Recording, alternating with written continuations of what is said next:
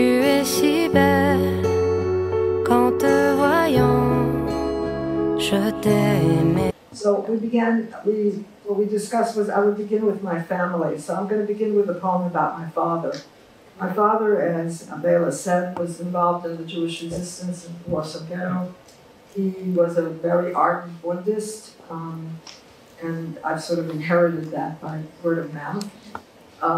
And he died in during the uprising. I really didn't know him, and my mother was rather reluctant to talk about him. So I had really very few details about him. And one time I sat down and tried to write a poem in which I included all the details that I knew about him. This is called About My Father. He became a teetotaler out of his socialist convictions. During the war, he began to drink again.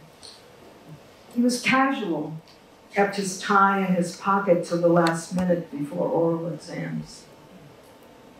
He left me on the street to be picked up by the nuns from the orphanage who watched me from a distant doorway.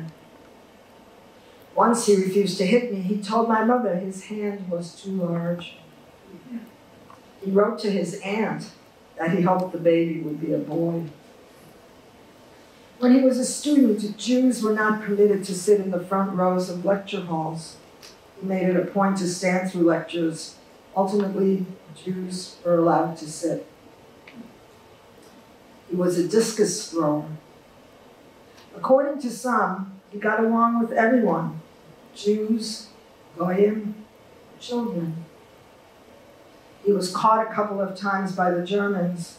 They thought he was a Polish smuggler. Once he was put on a train for Treblinka. He jumped, was shot at and wounded, but came back to Warsaw alive. He believed in resistance.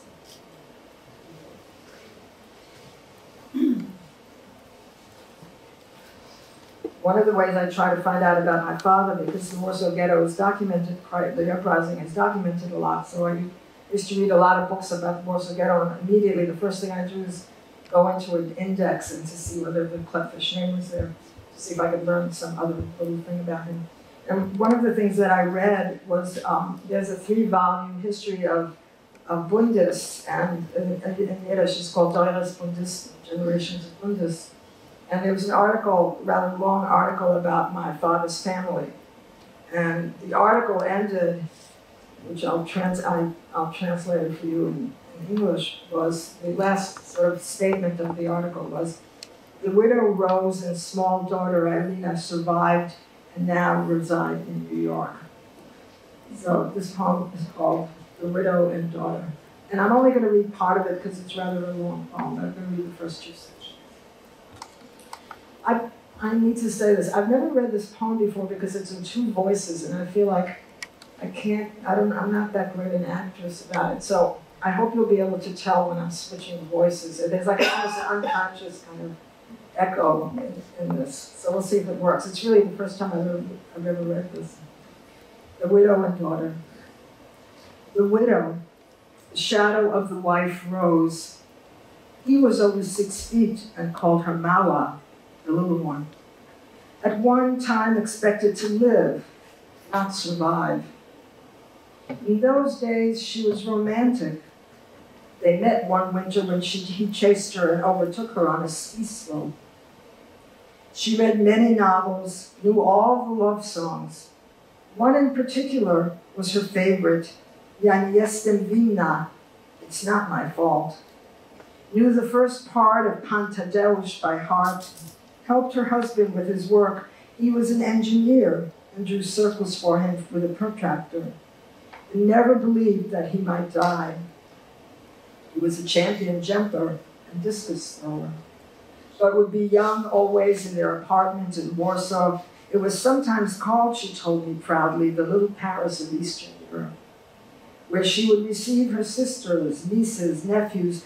One of the twins died, and dreamed into a mist even grandchildren of unborn sons and daughters, and looked forward to intellectual discussions about the progress of the workers' movement, the latest romance in the novel, Family. Instead, She survived. Motherhood. She was in labor for 3 days. Then he said, something must be done. The Aryan sighed. She became a maid and was polishing silver for them while the ghetto burned. Widowhood. As a child, I asked her if she cried a lot when they told her, and she said, yes. And finally, New York. She became a dressmaker and did alterations.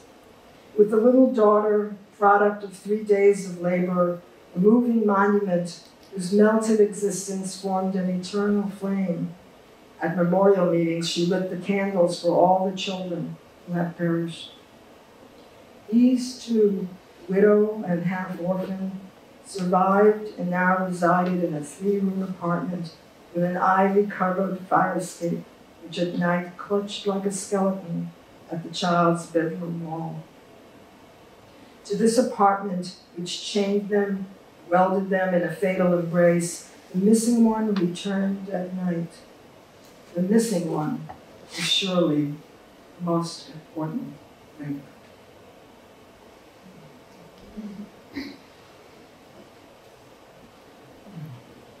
One of the really important episodes for me happened in my early 40s on the 40th anniversary of the Warsaw Ghetto Uprising, 1983. My mother and I returned to Poland for the first time.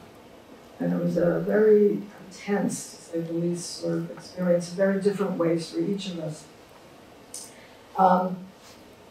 Poland at the time, the Pope had just been to Poland. The Polish Pope had just visited Warsaw and was just filled with flowers and all kinds of memorial, not memorial, but what do you call it, prayer places. I don't know what you call it. But anyway, with photographs and flowers. It was quite very, very beautiful. It was also a time of when Solidarność was illegal. And the Pope was, I think, they had hoped that the Pope would negotiate some kind of a resolution to that. So that was all in the air, and it was also happened to be the 40th anniversary of the Warsaw Ghetto Uprising. And this is already, 35 years ago, and at the time, there was very little visible memorialization in Warsaw about what had happened. So one of the things that we wanted to see, or that I wanted to see, was the Umschlagplatz, because from there my grandparents had gone to Treblinka. And so we went there, and this poem is about that experience of going to see that particular spot. Just find it.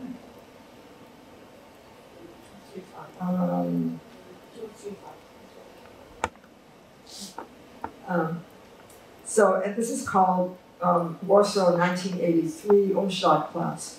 And it has a small epigraph from the Yiddish poet Leivik. Treblinka bin ich nicht gewesen. I was never in Treblinka. No horrors this time. It's 1983, June, summer. Warsaw is tense, but over Solidarność, over amnesty. A small white brick wall, 2 plaques in Polish and Yiddish, to the effect that from here, seien sie gefahren, ein Treblinka. 2 stubby candles on either side, neither burning. The guide lights one with a lighter, the wind blows it out. A gas station pumping gas right behind, a building on one side, perhaps from that time, Efsharon Adis, maybe it saw. And there are tracks, I think. I do not cry. What's to cry about?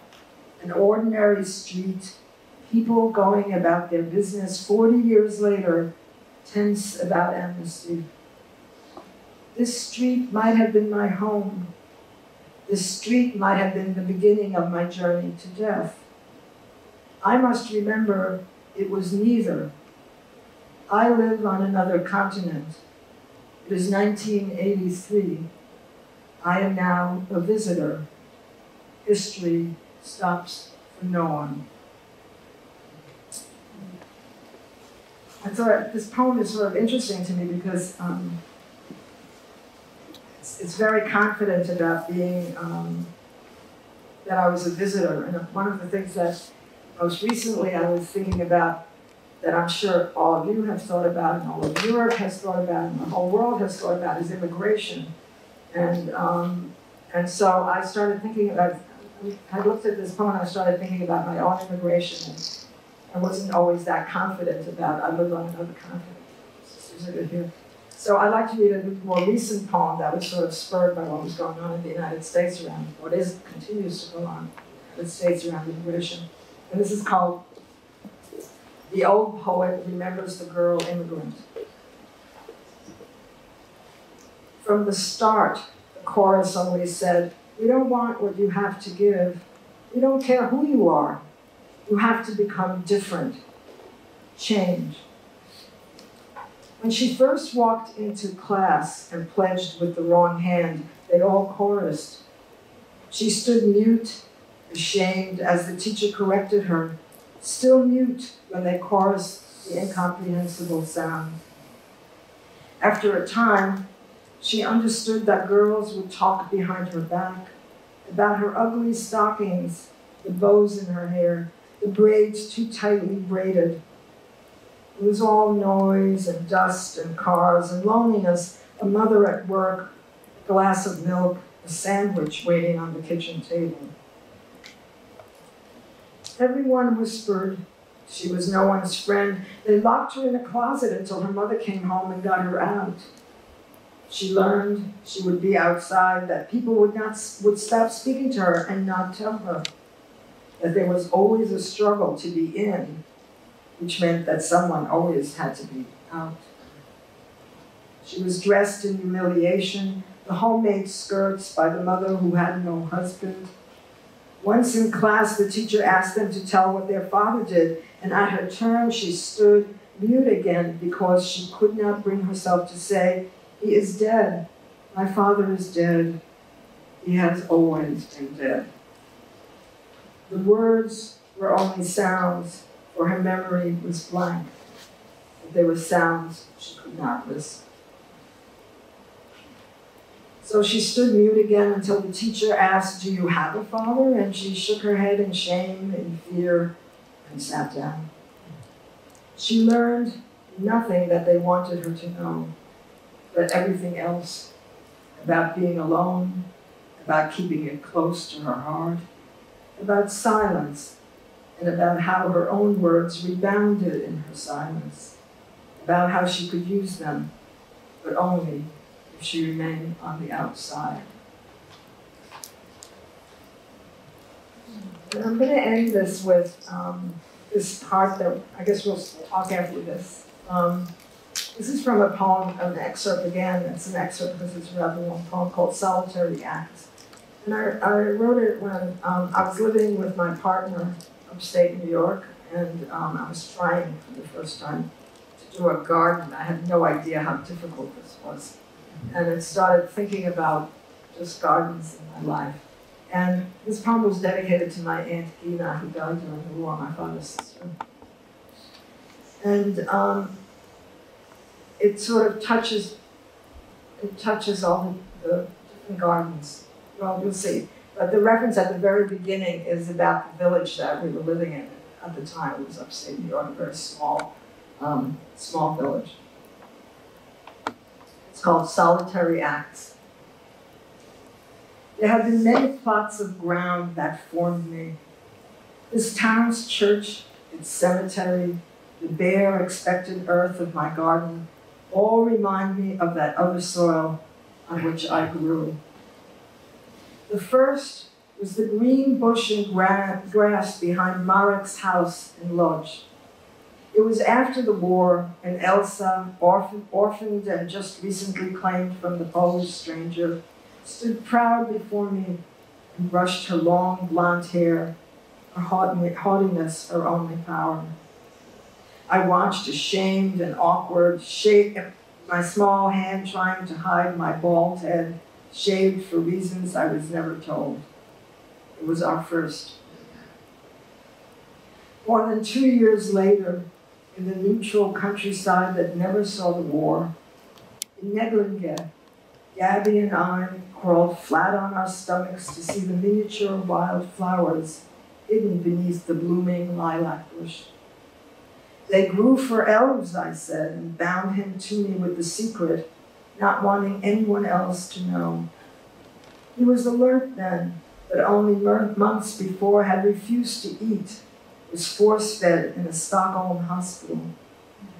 When his appetite returned, he clung to me, 4 years older in a way no one could ever understand, and I responded as I never would again, unconsciously, selflessly, with complete certainty.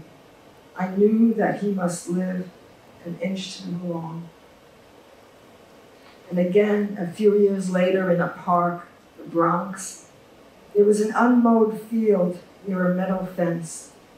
My mother would bring me here on warm summer Sundays and spread a blanket that would billow over the high, resistant grass, then finally settle, flatten the weight of our bodies.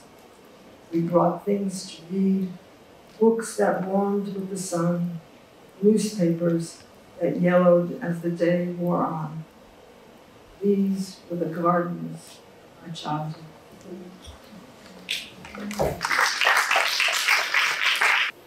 My father was very much honored in the Jewish community that I grew up in. It was a Bundist community.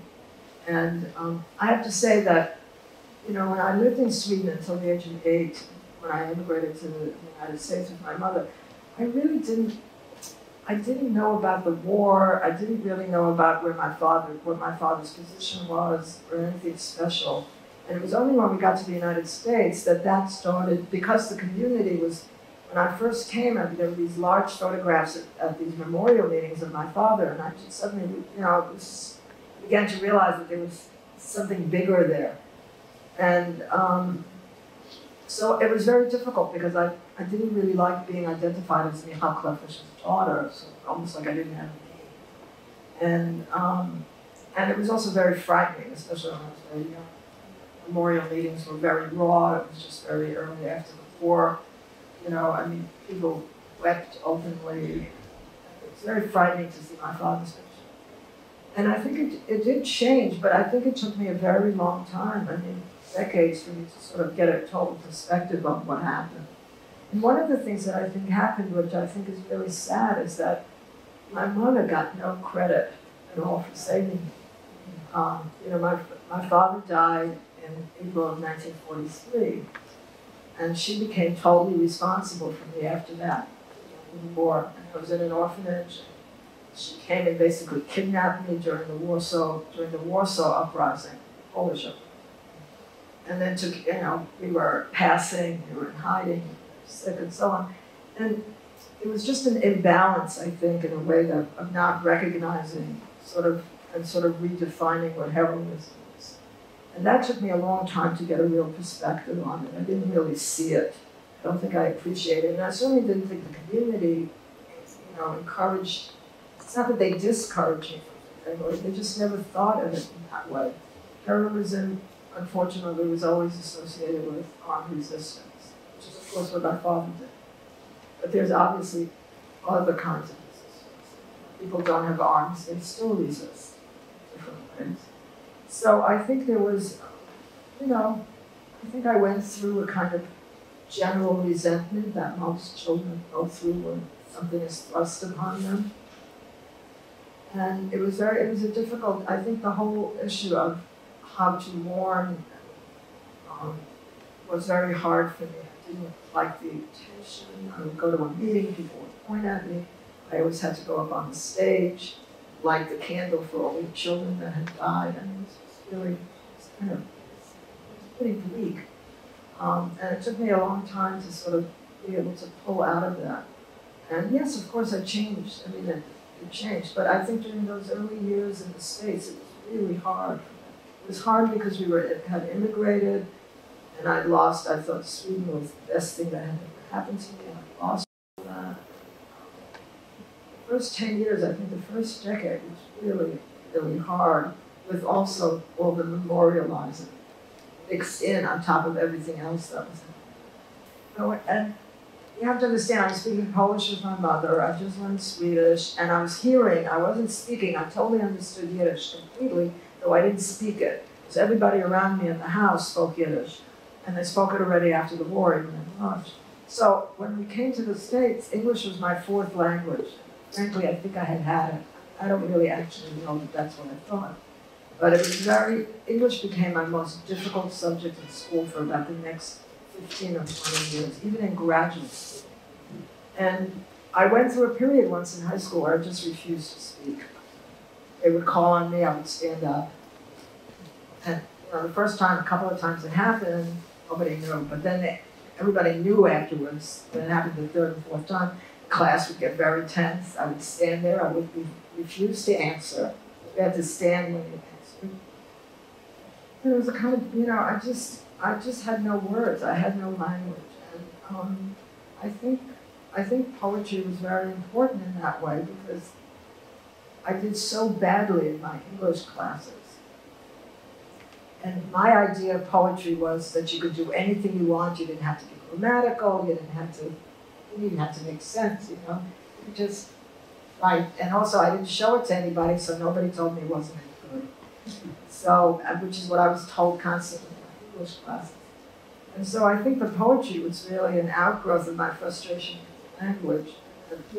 It took a real effort on my part to get really rooted in English. I really feel there was a period where I almost had no real language. My Polish was undeveloped. The Swedish had disappeared. My Yiddish was very school Yiddish. And English was just not expressive. And it took my senior year in high school, I discovered literature. My junior year in high school, I discovered literature. And against all advice, I insisted on majoring in English in college because my teachers told me I couldn't do it, that I should go into engineering and math and all that stuff. And I was just very stubborn.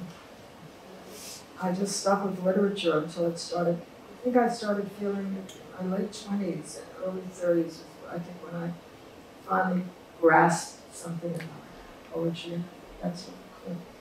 This last poem that I'm going to read is a bilingual poem. It's called Etliche Wörter Mammeloschen. And Mammeloschen means literally mother tongue, but in Yiddish it's synonymous with Yiddish. So if you say Mammeloschen, which I probably wouldn't say, but if you said it, it means I speak Yiddish.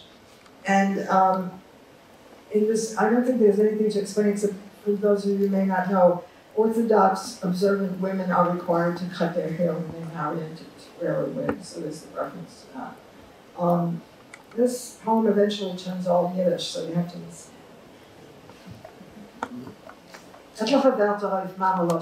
A few words in the mother tongue, the mushel, for example, die Kurve, the whore, a woman who acknowledges her passions.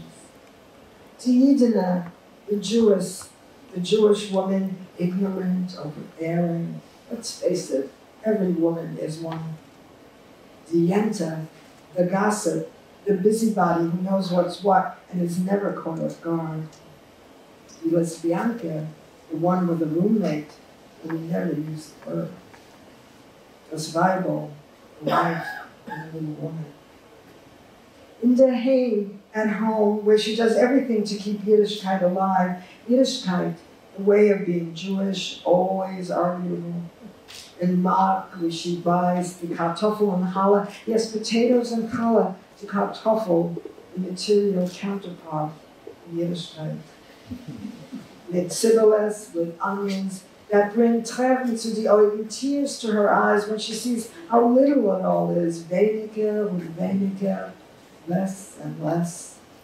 Die Halle, braided wie ihr Haar von der Hasina, like her hair before the wedding when she was a Zashen Mädel, such a pretty girl. Lange schwarze Haar, long black hair, lange schwarze Haar. A Freude, a woman dreams of Ort auf der Welt, a place in this world. And sie hat Moira, and she's afraid, so afraid of the words Kurve, Yidina, Yenta, lesbianke, Bible. Sie Holland, she dreams, sie hat Moira, and she's afraid. Die Oud, die Welt, die Een, de Ak. Heel Holland, a Kurve Holland, a Yiddish Holland, a Jente Holland, lesbianke Holland, a Bible Holland, Kartoffel, Aale, Ehrlichkeit, sie Holland, die Hall, lange schwarze Hall, sie Holland, sie Holland, sie Holland. Danke. I was always a secular Jew, but I was never on a soapbox about it. And I think after '83, when I came to Poland, and the only thing that was really visible to me on that trip were the cemeteries. And there was something about going into the cemetery and realizing about the variety of Jewish life before the war that the stones represented. It was almost like looking, I always described it as looking at a negative rather than the photograph.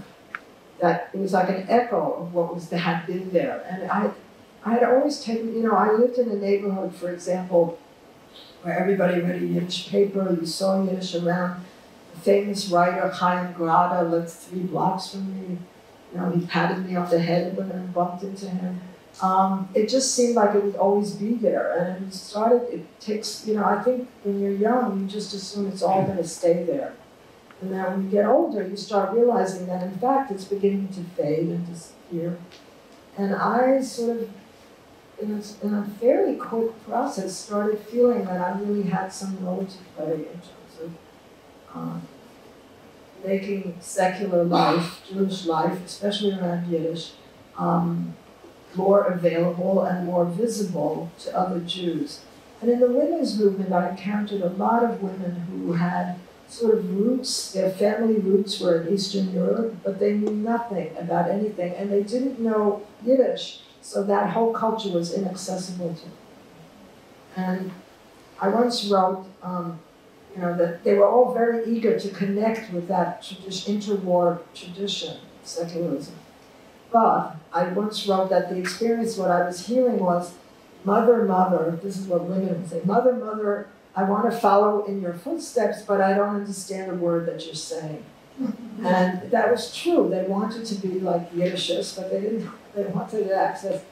So I started on the road of sort of, researching about women. I found that my Yiddish education was totally devoid of women.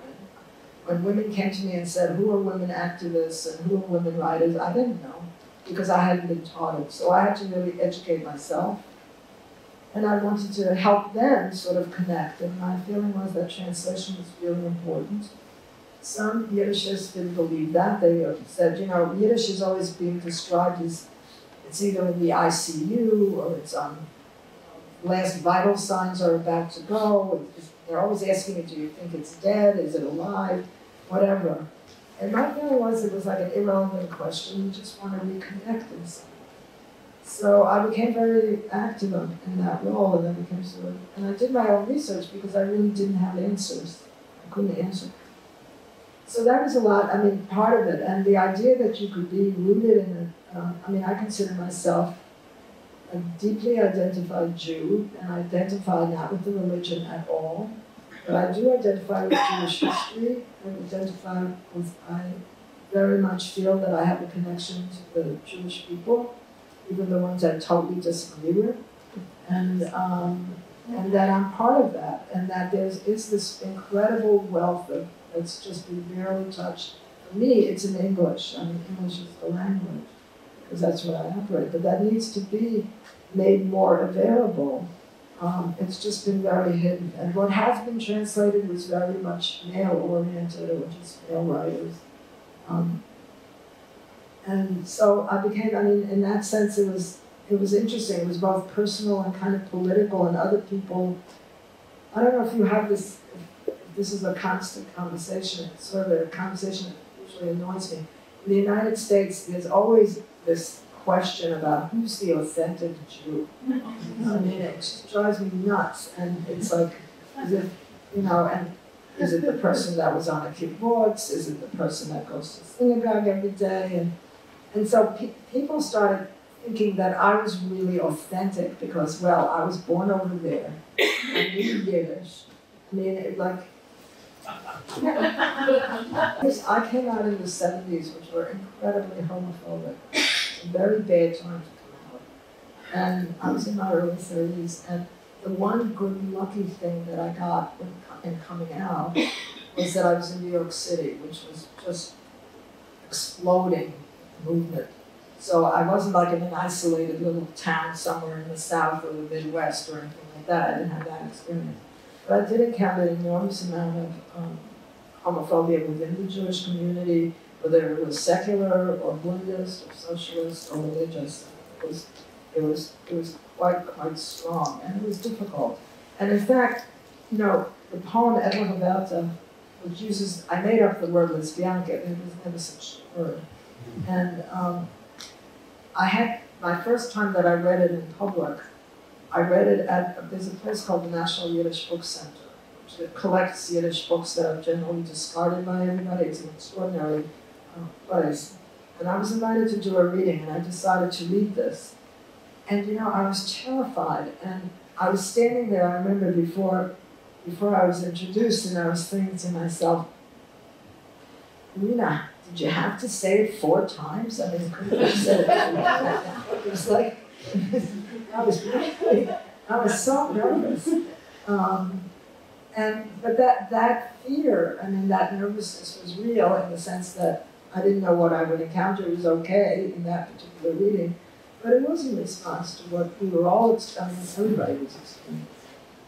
So it was not an easy, that was not an easy period. I don't know, I mean, like I said before, I mean, I had so much trouble with English. I don't know why I wanted to write poetry from a very early age. I mean, from my teenage, when I was like 14, 15, 16, I started thinking about it. And I don't quite know why. I don't have a really good answer for you. But I think I wrote really terrible stuff. And I don't think I really found a voice. And because I didn't have the language. I mean, that was one problem. I didn't have the language. I was trying, but I didn't really have it. And I think it was a real breakthrough for me when I was in my late 20s and early 30s. I hung out with some poets, which I'd never really met a poet. And when I became a teacher, I was in an English department with a lot of poets, published poets. And I was very secret. I was like a closeted poet. I didn't want to tell anybody or anything. So I started hanging out with them, and I don't know, something happened and something clicked in terms of the way I laid out the poem on the page. I think I started feeling really rooted in the language. It took a long time. It wasn't really until my early 30s that I discovered sort of a voice. As for advice, I don't have too much advice. I think you shouldn't listen to other people. That's my first advice.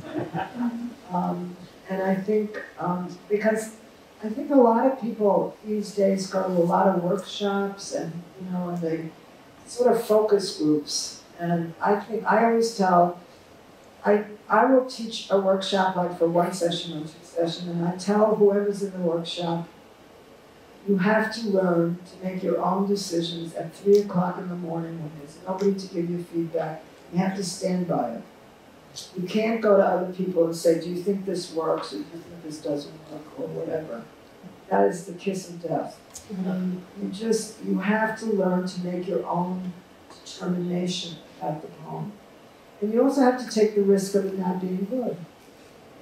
So you don't want to constantly say to somebody, how can I make this better, or do I want to make this better? Live with it. You know, I really believe that something's really very organic. I think you have to write bad poems before you write good poems.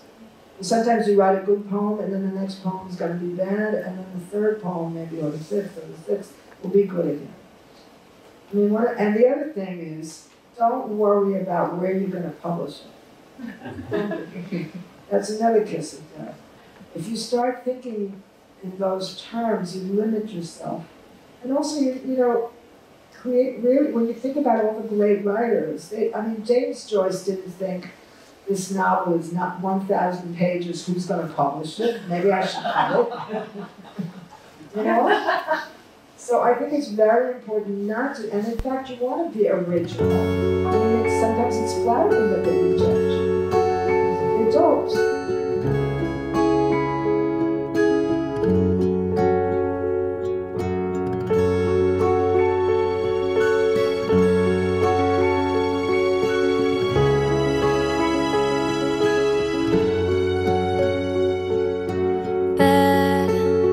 Tu es si belle, qu'en te voyant, je t'ai aimée. Belle, que j'aime tant, depuis longtemps, je t'attendais.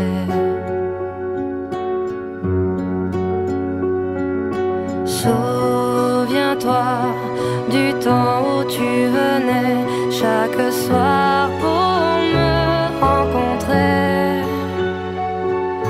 Tu passais si belle que j'en rêvais. Tu le sais, mon ami, je t'aimais. Belle, oh ma si belle, tu t'en allais sans m'écouter. Je t'attendrai